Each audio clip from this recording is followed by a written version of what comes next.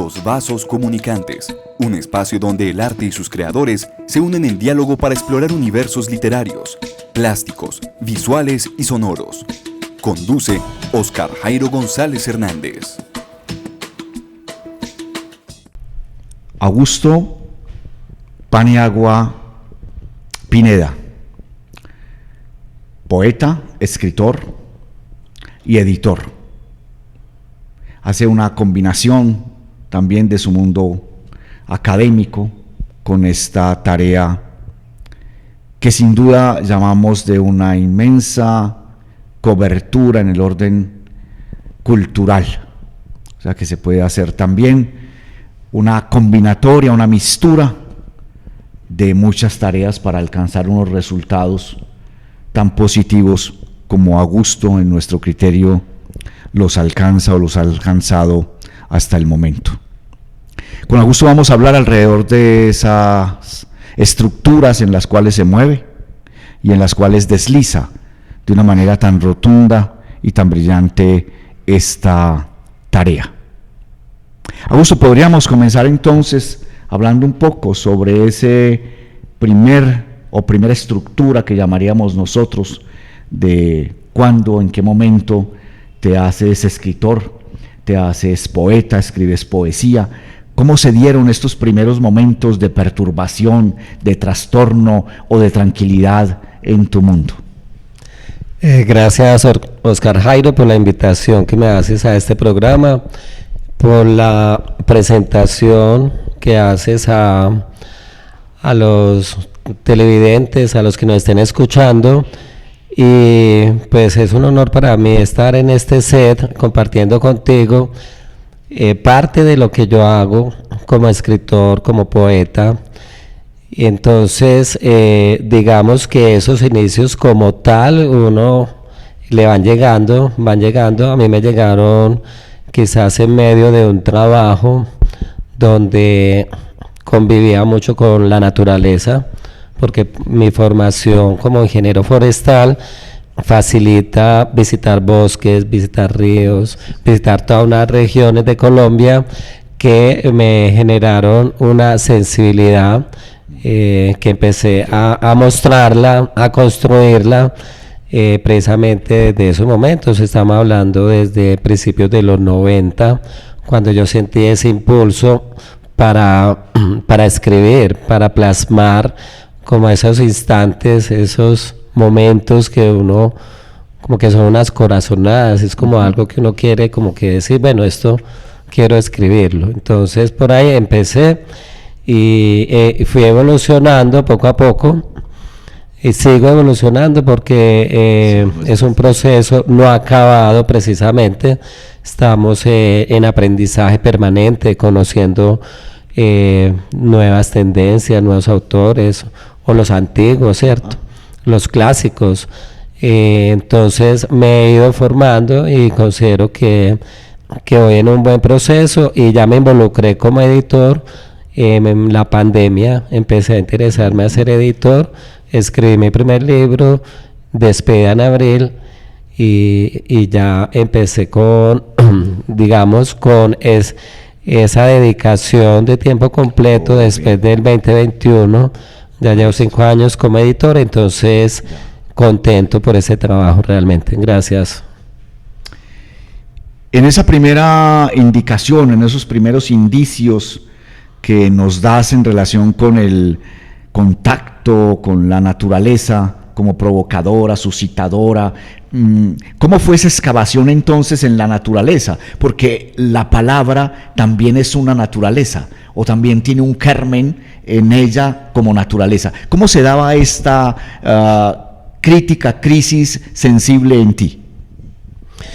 Sí, pues precisamente en tu formación académica pues entiendes cómo se forma la tierra, cómo se forman las plantas, las características principales de los animales, todos estos grupos taxonómicos. Entramos en un mundo técnico, pero entrar también a valorar las raíces de un árbol, su altura, cuando tú llegas a los bosques como tal, tú empiezas a maravillarte, pues si quieres maravillarte, ¿cierto? Porque no necesariamente todo el mundo se maravilla, pero empiezas a hacerte preguntas y empiezas a sentir olores, a escuchar los sonidos de las aves. En el río, cuando estás en el bote, en una lancha, pues te empiezas a preocupar por las nubes, por los colores, por el horizonte, por los arcoíris. Hay una historia muy bonita que los arcoíris. Cuando tú estás en Murindo, por ejemplo, sí, que es una zona tan húmeda, allá tenía el espectáculo de ver 3 arcoíris en un mismo momento. O sea, tú tienes un arcoíris acá, otro en la mitad y otro al fondo. Entonces, eso te debe generar algo, ¿cierto? Y si sos fotógrafo, pues le tomarás una imagen, sí, pero si sos escritor, pues podrás tener ahí elementos para construir. Desde la poesía me toca a mí, ¿cierto? Construir desde la poesía. Tú nos dices hace un momento, en este mismo contexto o estructura, que no todo el mundo se maravilla. ¿Qué es lo que te ocurría? ¿Qué tenías tú para maravillarte? Porque en realidad es una tarea técnica, científica, donde podríamos decir lógica, donde entonces la sensibilidad, el instinto estético del que habla Nietzsche, la intuición se sustituyen, llamémosla así, se ocluyen un poco. ¿Cómo hacías tú para provocarla cada vez más? Sí, pues precisamente esa sensibilidad pues se fue manifestando. Sí. Quizás la tenía desde niño, ¿cierto? Desde niño, y cuando tú te sientas a leer un periódico, una revista, cuando estás interesado por ciertos temas, yo recuerdo que leía las caricaturas, leía también, leía columnistas de esa época, sí, años 80, ¿cierto? Y entonces quizás sea la personalidad que te vas forjando desde esa niñez y desde la adolescencia, y la influencia de personas externas que te va mostrando, claro, docentes, profesores de primaria, los mismos docentes de secundaria, ellos te ayudan a buscar esos caminos y a que les des valoración a esas impresiones cotidianas que algunos días pueden ser más fuertes que otros. En un amanecer, por ejemplo, sí, tú puedes estar tranquilo mirando pues como el paisaje, cómo sale el sol, o te preocupas por el canto de las aves, y como ya tenías una formación técnica, ya entiendes un poquito más sobre la evolución de la vida, ¿cierto? Entonces comienzas a entender desde otros aspectos distintos a los religiosos de la cultura nuestra, donde nos muestran cómo ha sido el origen de la vida, pero se van confrontando como esas hipótesis y se van complementando quizás, ¿cierto? En el Génesis, ¿no? Como del Génesis, ¿no? Mismo. Maravilloso eso. Háblanos un poco de Despedida en Abril. Pues ahora vamos a tu poesía, la poética tan extraordinaria que contiene este libro, tanto en el sentido de la teoría poética para mí, como en el sentido del desarrollo de esa teoría poética basado en tu libro. ¿Podrías hablarnos un poco de Despedida en Abril? ¿Cómo se forma, cómo se hizo y cómo fuiste vaciando toda esta sensibilidad desencadenada, torrentosa en Despedida en Abril? ¿Y por qué Despedida en Abril?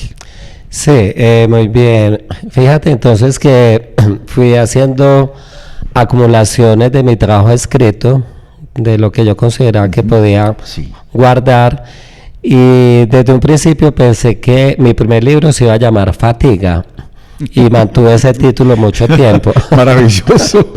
Claro, porque en esa época tenía muchas preocupaciones y cosas que me sentían que era como en mi periodo de cansancio, de fatiga, de problemas, digamos, de cosas no resueltas. Entonces, Fatiga, y también desde el principio quería ponerle 3 partes. Una parte muy relacionada con ese sentir frente a la naturaleza, y otra desde la sensibilidad con el amor. O sea, cómo tú sientes, cómo te relacionas con el otro y eso, ¿qué te genera? ¿Qué te produce? Entonces también lo había pensado desde los cantos de la alegría, cuando tú estás bien en el amor, o los cantos de la tristeza, los que a veces llamamos como el despecho, cuando tienes problemas, y entonces eso también te genera que escribir. Sí, sí. Entonces yo ya desde un principio tenía muy claro que tenía 3 partes. En el 2007 quizás empecé a tener el primer impulso y a preguntarle por los amigos, pues cómo armaba un libro, cómo lo hacía, y eso en última se quedó dormido ahí, se quedaron en la biblioteca, o en mis armarios se quedó el proyecto, porque no vi cómo avanzar, ¿cierto? Sí. Y ya fue la pandemia la que disparó un poco como esa necesidad de terminar de construir el libro. Wow. 2007 a 2020. Sí, entonces Despedida en Abril, digamos que es un título que surge de un poema que yo escribí en el 2018, precisamente de unos días de esos de tristeza y de amargura por un sinsabor amoroso. O sea que amor viene aquí a proponerse como una forma de provocación metódica también, de irritación estética, romántica, como diría Novalis, ¿cierto? Como la irritación también de la vida, ¿no? Entre eso que llamas la extenuación, el cansancio, etc. O sea que podríamos hablar entonces de una catarsis poética vaciada en este libro. Sí, precisamente es una catarsis, es una depuración. Uh-huh. Muchos poemas quedaron originales, tal como fueron escritos en su momento, y otros sí fueron complementados con el ejercicio que estuvimos haciendo en el taller Meca, coordinado por Raúl Henao. Sí. Yo empecé a influenciarme por su trabajo desde el 2011, más o menos. Empecé a estar cercano a los talleres de Raúl y con los compañeros escritores, con los amigos, toda una generación de escritores que hemos pasado por Taller Meca, y entonces ahí empecé a entender que la poesía era un trabajo estético y que había que elaborarlo, había que pensarlo, había que compararlo, porque anteriormente yo no sentía esa necesidad. Pues yo no leía poesía, no leía nada, yo creía que lo que estaba escribiendo estaba bien.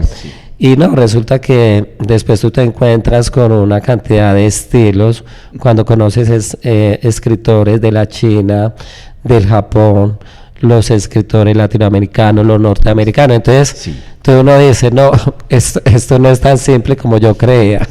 Eso no es escribir instantáneamente, es mirar a ver cómo lo escribo, buscar esa musicalidad y ese ritmo que yo pueda decir que quedó bien con lo que acabo de escribir. Quedó bien por el momento, ¿cierto?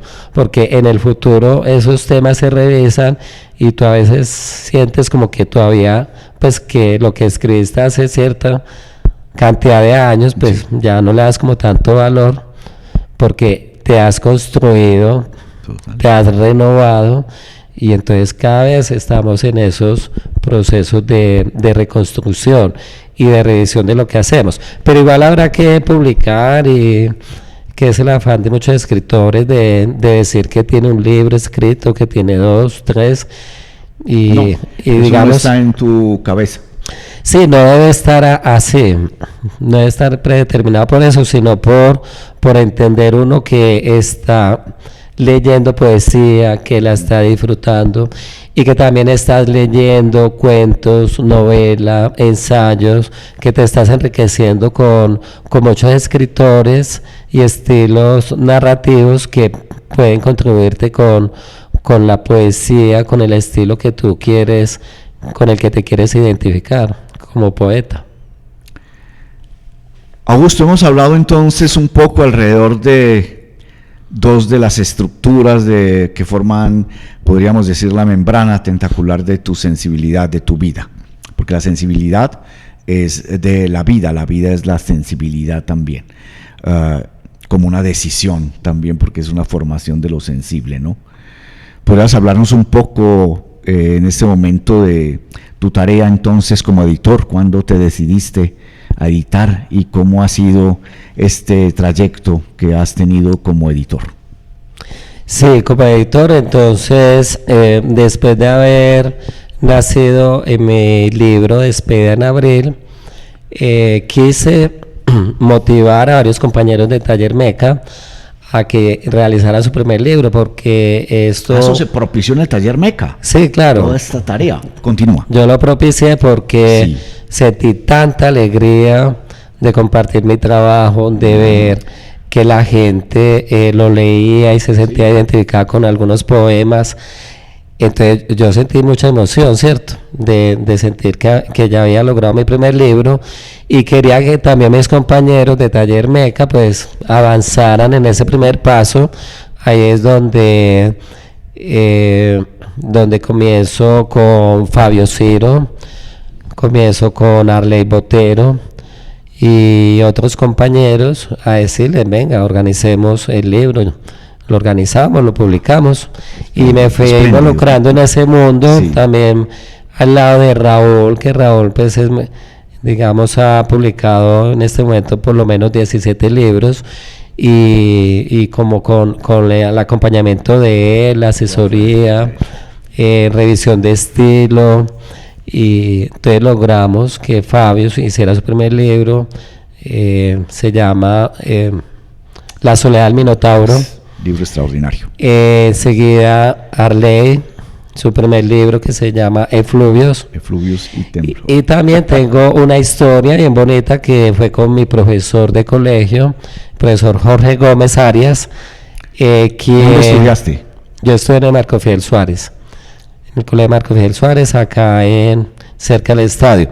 Entonces Jorge Gómez era una persona muy culta, muy literaria, y en el último grado de secundaria pues nos hablaba leímos la Ilíada, la Odisea, y nos hablaba mucho de estructura gramatical, y bueno, era una materia difícil pues, y nos iba a regular en los exámenes, pero esa primera semilla de conocer estos clásicos y de saber que existía la poesía, porque él también estuvo revisando algo de mi trabajo y empezó como a motivarme. Entonces a Jorge Gómez también casualmente lo encontré por esos días y lo motivé para que publicara su primer libro. Él era una persona ya con 65 años y tenía mucho material guardado en el computador y por ahí impreso, entonces lo motivé a armar su primer libro. Enseguida llegó otro compañero, también escritor, Fernando Hernández. Él es un poeta del eje cafetero, él es de Pereira, muy gestor literario. Él se mueve en el mundo de la poesía, de los ensayos y de la traducción, porque él vivió en Nueva York 18 años y tenía ahí un borrador en bilingüe que yo ese mismo año se lo ayudé a que lo organizáramos con un libro muy bonito que quiero bastante, se llama Yo soy la gente, la muchedumbre, y tiene la historia y los poemas traducidos de 11 escritores norteamericanos, entre los que están Sylvia Plath, T.S. Eliot, Carlos Williams. Wow, Entonces, claro, entonces conocer esos escritores también fue muy gratificante para mí, porque yo no conocía bien, pues claro, obviamente a Whitman y a esta Emily Dickinson, que son los referentes más conocidos de uno cuando está empezando con la poesía. Entonces fue muy satisfactorio apoyar a Fernando en la elaboración de este libro. Yo soy la gente, la muchedumbre. ¿Cómo hace el editor para ir coordinando, viviendo, porque también él vive ese libro que hace, el editor o la editora también los viven? ¿Cómo es esa vivencia? ¿Puedes narrarnos o relatar una vivencia concreta en la edición de un libro? Claro, entonces cuando te buscan como editor, yo en este momento me llamo editor independiente, tengo registro en la Cámara de Comercio, ediciones AP, las siglas de mi nombre, Augusto Paniagua, y ya he publicado por lo menos 15 libros en 5 años. Entonces, digamos que primero se busca ese respaldo, que es lo que la gente quiere, ¿cierto? Que se publique y que quede como algo de protección de su trabajo. Y entonces ya empiezas un acercamiento con el escritor por alguna recomendación o porque sos amigo y te confía ese trabajo, porque no todos los escritores sueltan su obra tan fácil. Sí, hay unos celos marcados para mostrárselo al otro, porque es una intimidad y es un trabajo silencioso que no es fácil compartirlo. Y entonces, digamos que una de las primeras preguntas que me hacen es ¿cuánto vale publicar un libro? Y yo le digo, esa es la última pregunta que te voy a responder.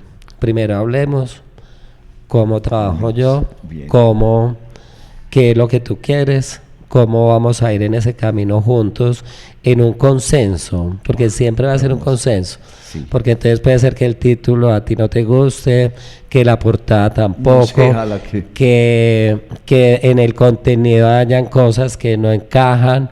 Entonces, claro, es una responsabilidad como editor que tú tienes que ir controlando y ayudándole a entender al escritor que pudiera hacer mejor por este camino. Pero no necesariamente esa sea la decisión definitiva, pero es un proceso que tú empiezas. Yo le digo a mis escritores, empezamos en este momento si usted quiere, y ya hasta donde sea necesario, con tal que quedemos los dos con un buen trabajo editorial.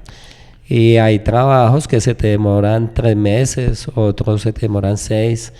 Y recientemente edité el libro de Gloria Eugenia Hincapié. Sí, que estuvimos aquí también en Los Vasos Comunicantes. El Jardín de la Noche es un trabajo sobre haikus, que es poesía japonesa. Y un trabajo muy bello. Yo me demoré 11 meses en ese proceso de edición con ella.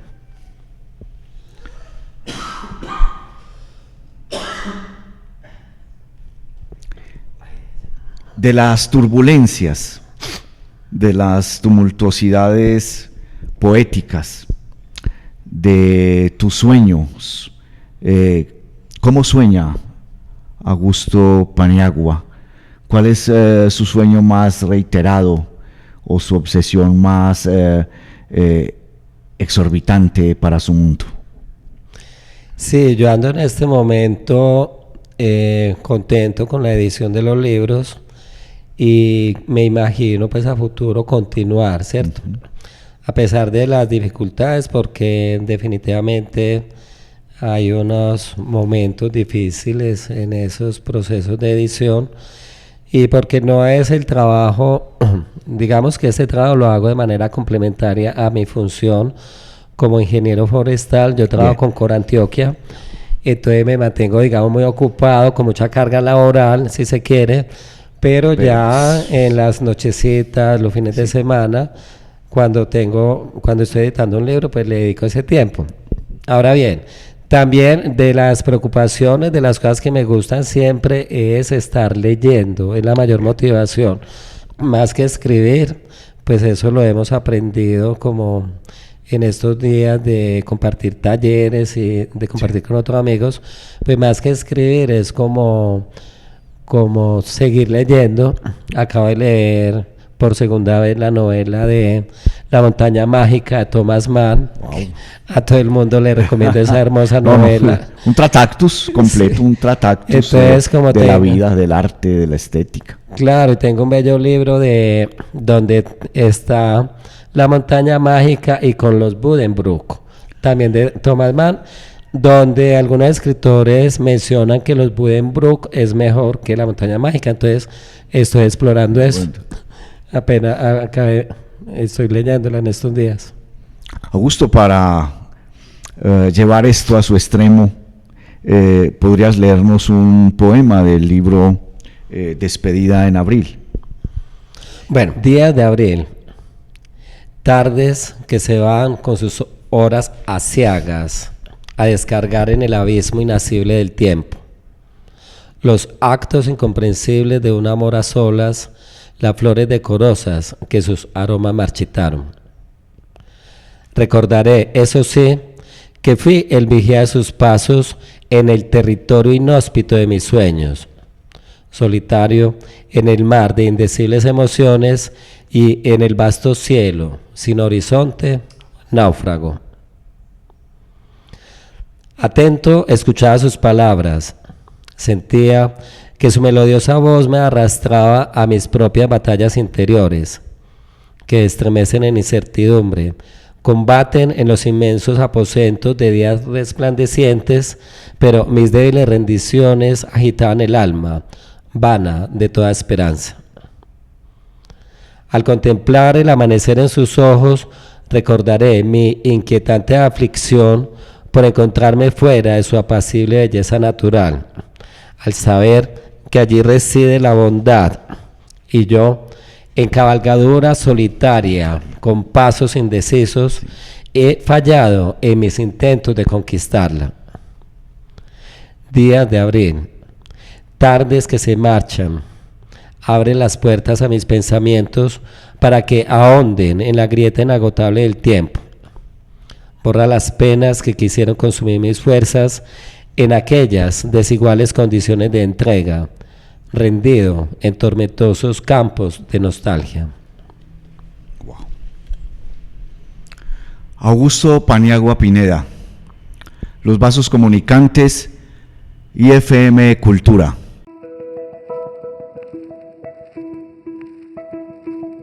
Los Vasos Comunicantes, un espacio donde el arte y sus creadores se unen en diálogo para explorar universos literarios, plásticos, visuales y sonoros. Conduce Oscar Jairo González Hernández.